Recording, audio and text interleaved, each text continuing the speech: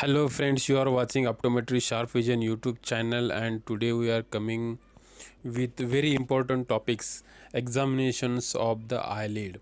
Today we are saying about the how to examine the eyelid. In examination we will see about the what is the position, what should be a positions of the eyelid margin, movement of eyelid, lid margin, abnormality of the eyelid skin, and palpebral aperture. So, what's the importance of examination of eyelid? All the four eyelids should be examined for their position, movement, condition of skin, and lid margin. First, position. Normally, the lower lid just touches the limbus, while the upper lid covers 1/6 of cornea. In ptosis, upper lid cover more than 1/6 of cornea. Upper limbus is visible due to lid retraction in thyrotoxicosis and sympathetic overactivity.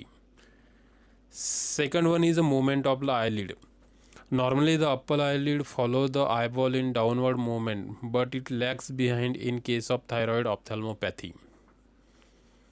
Blinking is involuntary movement of eyelid. Normal rate of blinking is 12 to 16 blink per minute. It is increase in local irritation. Blink or decrease in trigeminal anesthesia and absence in those with seventh nerve palsy. Lagophthalmos is a condition in which the patient is not able to close his or her eyelid. Causes lagophthalmos.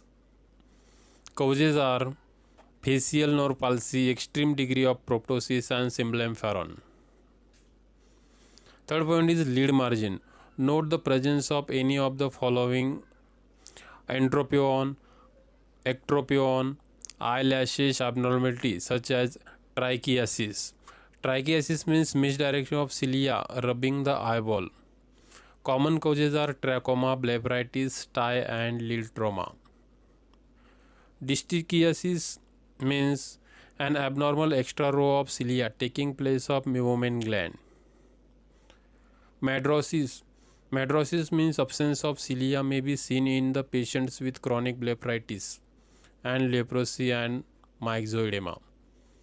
Polyiosis means graying of the cilia is seen in old age and also in patients with Oakes-Coyne disease. Scales at lid margin are seen in blepharitis.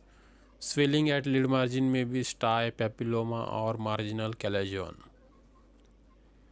Fourth point is abnormality of the skin. Common lesions are herpes, blisters, molluscus, contagious lesion, warts, epidermoid cyst, ulcer, traumatic scar, etc. Now we are seeing about the palpebral aperture. The exposed space between the two eyelid margin is called as palpebral fissure, which measure 28 to 30 mm horizontally and 8 to 10 mm vertically. Following abnormality may be observed: ankyloblepharon,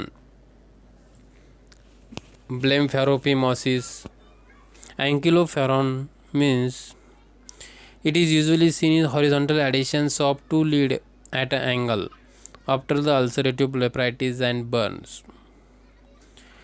Blepharopimosis all around the narrow palpebral fissure is usually a congenital anomaly.